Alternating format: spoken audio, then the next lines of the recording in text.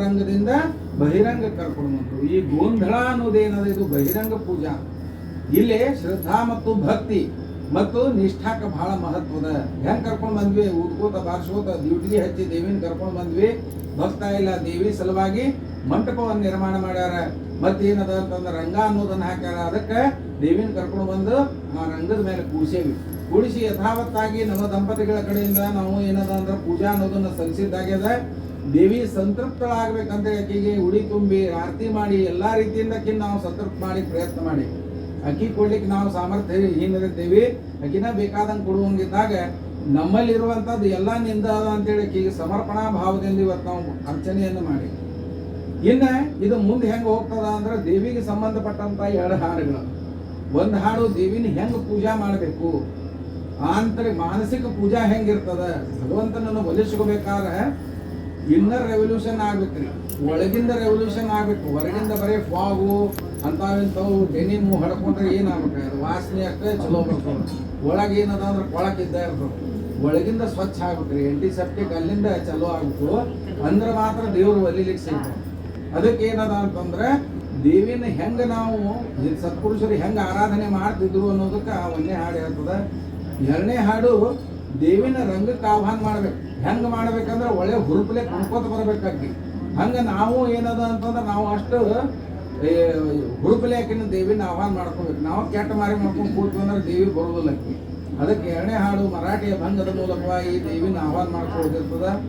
ಇದು ಆದ್ಮೇಲೆ ಏನದ ಅಂತಂದ್ರೆ ಪೂರ್ವ ಪೀಠಿಕಾ ಭಾಗ ವೇದಾಂತ ವಿಚಾರವಾಗಿ ಮನುಷ್ಯ ಜನ್ಮ ಆಧ್ಯಾತ್ಮಿಕವಾಗಿ ಹೆಂಗಿರಬೇಕು ಅನ್ನೋದಕ್ಕೆ ಒಂದು ಪೀಠಿಕಾ ಭಾಗವಾಗಿ ಈ ಮನಸ್ಸನ್ನ ಸ್ವಚ್ಛ ಮಾಡೋದ್ರ ಸಲುವಾಗಿ ಏನೋ ಒಂದು ಮ್ಯಾಚ್ ಆಗ್ಬೇಕಂದ್ರೆ ಹೆಂಗ ಪಿಚ್ ರೆಡಿ ಮಾಡ್ತಾರ. ದೇವಿ ಕಥೆ ಕೇಳ್ಬೇಕಾದ್ರೆ ನಮ್ಮ ಮನಸ್ಸಿನಾಗ ಒಂದು ಪಿಚ್ ರೆಡಿ ಆಗ್ಬೇಕ್ರಿ.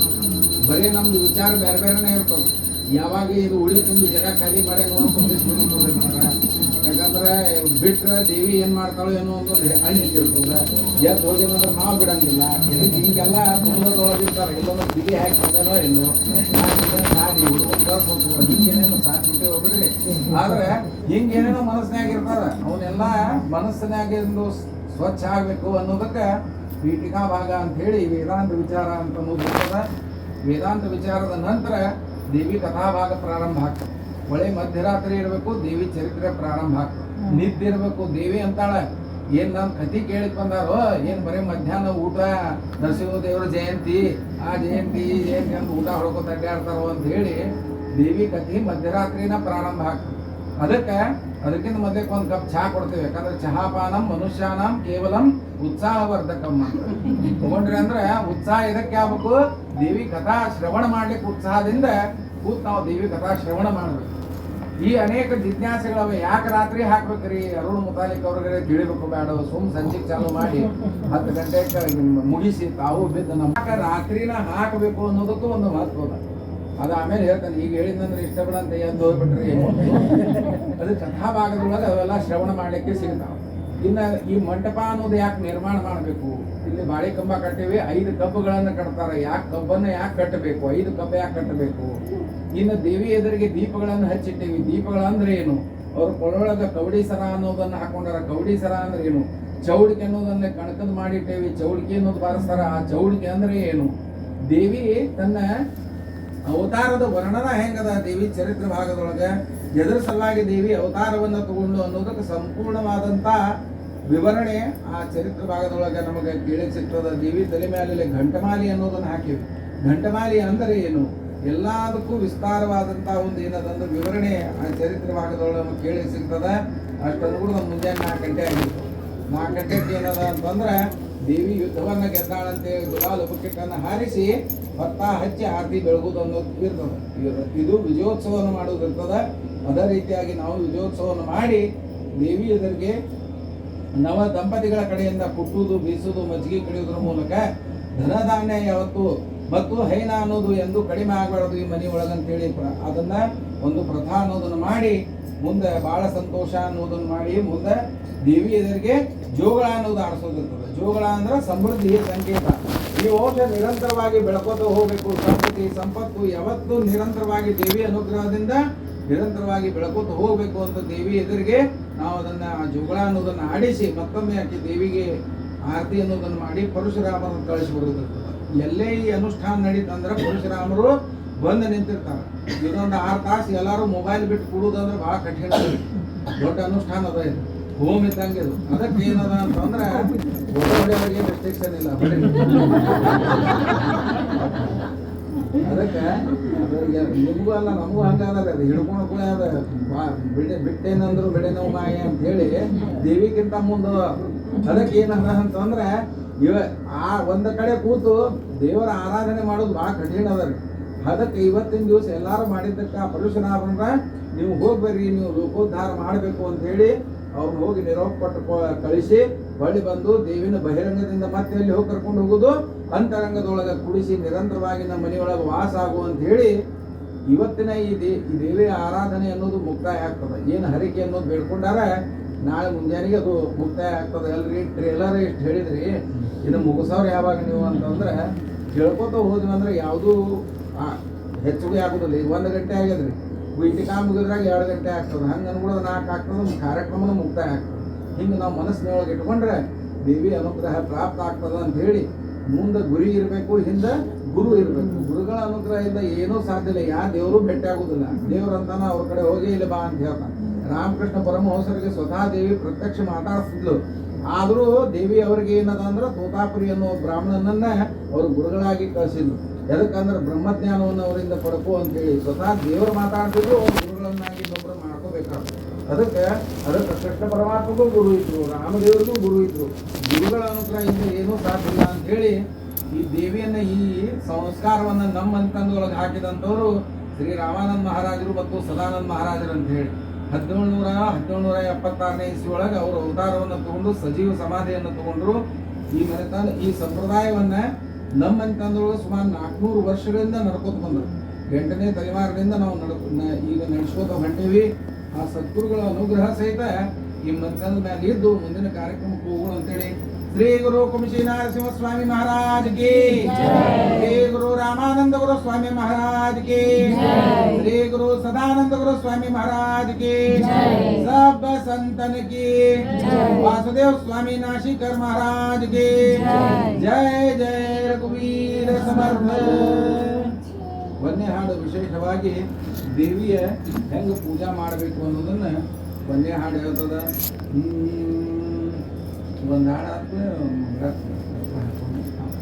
ಸುಮ್ಮನೆ ಪೂಜೆ ಮಾಡಿ ಸುಜ್ಞಾನದಿ ಘಮ್ಮನೆ ಪೂಜೆ ಮಾಡಿ ತಮ್ಮ ಪ್ರಾಣವೇ ಪರ ಬ್ರಹ್ಮವೇ ತಾನೆಂದು, ತಮ್ಮ ಪ್ರಾಣವೇ ಪರ ಬ್ರಹ್ಮವೇ ತಾನೆಂದು ತಮ್ಮನೆ ಪೂಜೆ ಮಾಡಿ ನಮ್ಮನೆ ಪೂಜೆ ಮಾಡಿ ಆಯದು ಪರಗಿಯಲ್ಲೇ ತ್ರಿಕೂಟದೆ ವಾಯದ ಕಳಸ ಜಡೆ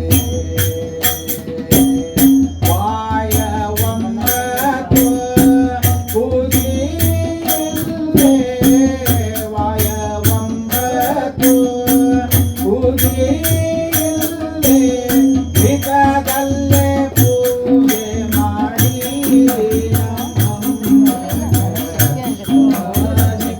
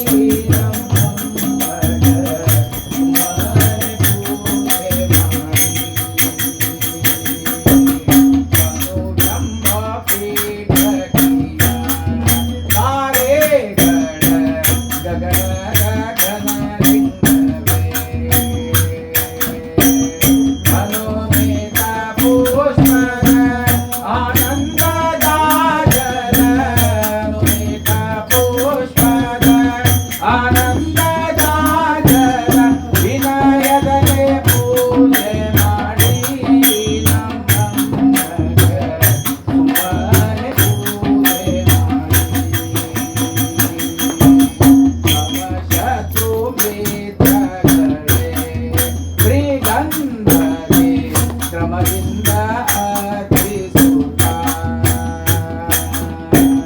ತಿಮಿರ ಕಜ್ಞಾನದೆ ಅಕ್ಷಂತಿ ನಿಡಭೂತ ತಿಮಿರ ಕಜ್ಞಾನದೆ ಅಕ್ಷಂತಿ ನಿಡಭೂತ ಹಿತದಲ್ಲೇ ಪೂಜೆ ಮಾಡಿ ನಮ್ಮಮ್ಮಗ ಮನೆ ಪೂಜೆ ಮಾಡಿ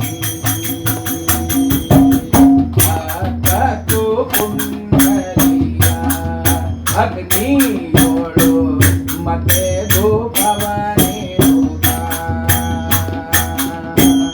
ಸತ್ಯ ಏಕಾರತಿ ಸೋಹಂ ಭಾವದಲೆ ಸತ್ಯ ಏಕಾರತಿ ಸೋಹಂ ಭಾವದಲೆ ಬೀಜದಲೆ ಪೂಜೆ ಮಾಡಿ ನಮ್ಮಮ್ಮಗ ಮನೆ ಪೂಜೆ ಮಾಡಿ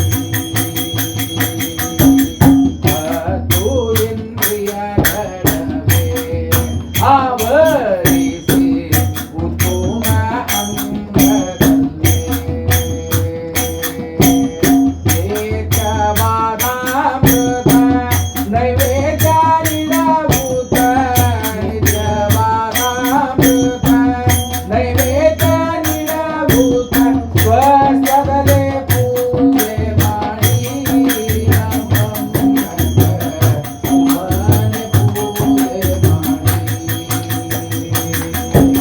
ಮಹಾತ್ಮರ ನೆಲೆಯ ನೋಡಿ ತನ್ನೊಳಗಿದ್ದ ಅಮ್ಮವೇ ಅಮ್ಮನಾಗಿ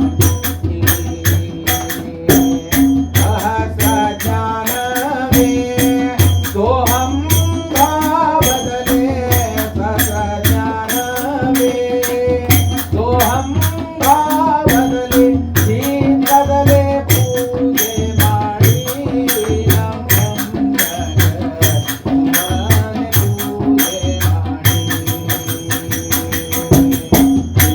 ಮಾಯಕ್ಕೆ ಧೂಪವೇ ಶ್ರೀದಾಕಾಶಿ ಭಿನ್ನವಿಲ್ಲದ ಭವಾನಿ ಚೆನ್ನಾಗಿ ಒಳವರಗ ಪರಿಪೂರ್ಣೆಯ ಚೆನ್ನಾಗಿ ಒಳವರಗ ಪರಿಪೂರ್ಣೆಯ ಇನ್ನೊಮ್ಮೆ ಪೂಜೆ ಮಾಡಿ ನಮ್ಮಮ್ಮಗ ಮನೆ ಪೂಜೆ ಮಾಡಿ ಮನೆ ಪೂಜೆ ಮಾಡಿ ನಮ್ಮ ಪ್ರಾಣವೇ ಪರ ಬ್ರಹ್ಮವೇ ಕಾರೆಂದು ನಮ್ಮ ಪ್ರಾಣವೇ ಪರ ಬ್ರಹ್ಮವೇ ಕಾರೆಂದು ನಮ್ಮನೆ ಪೂಜೆ ಮಾಡಿ ನಮ್ಮಮ್ಮಗ ಮನೆ ಪೂಜೆ ಮಾಡಿ ಮನೆ ಪೂಜೆ ಮಾಡಿ ಮನೆ ಪೂಜೆ ಮಾಡಿ